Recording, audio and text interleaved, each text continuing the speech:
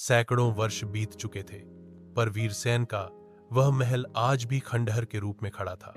दीवारें टूटी थीं, लेकिन हवाओं में सिसकियों की वही पुरानी गूंज अब भी थी। उस गांव में अब कोई नहीं रहता था। लोग कहते थे, वहां रात में एक स्त्री की परछाई दीवारों पर चलती है और उसकी आंखें अब भी किसी को ढूंढ रही हैं, शायद अपने पति को। वहीं एक युवा इतिहासकार आर्व उस स्थान पर शोध करने आया। वह भूत प्रेत पर विश्वास नहीं करता था।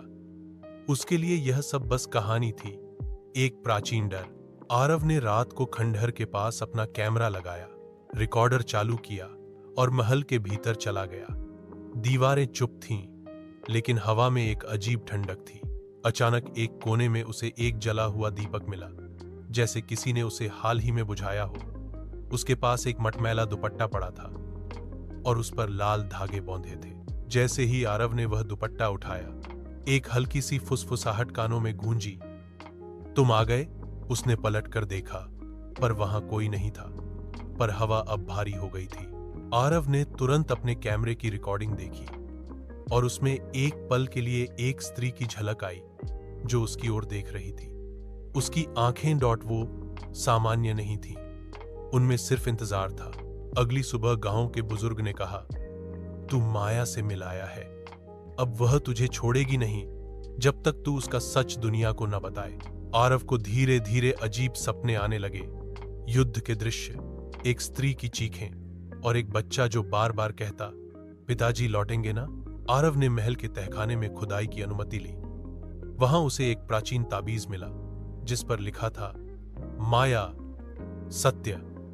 पास ही एक टूटी तलवार और नरकंकाल भी मिला।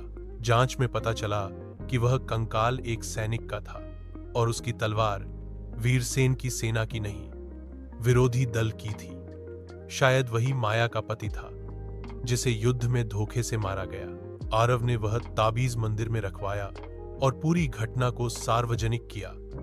गांव के लोग पहली बार खंडहर के भीतर गए और वहां सिर्फ एक सुकून भरी शांति थी। उस रात आरव ने सपना देखा। माया मुस्कुरा रही थी और कह रही थी, अब मैं चली किसी और अधूरी आत्मा की पुकार सुनने। और फिर वह धुंध में विलीन हो गई। कहते हैं, आत्माएं हमेशा न्याय नहीं मांगती, बस चाहती हैं कि कोई उनका दर्द समझे। और जब वो समझ ली जाती हैं तो छायाएं शांत हो जाती हैं। लेकिन हर खंडहर की अपनी एक आंख होती है जो अब भी देख रही है।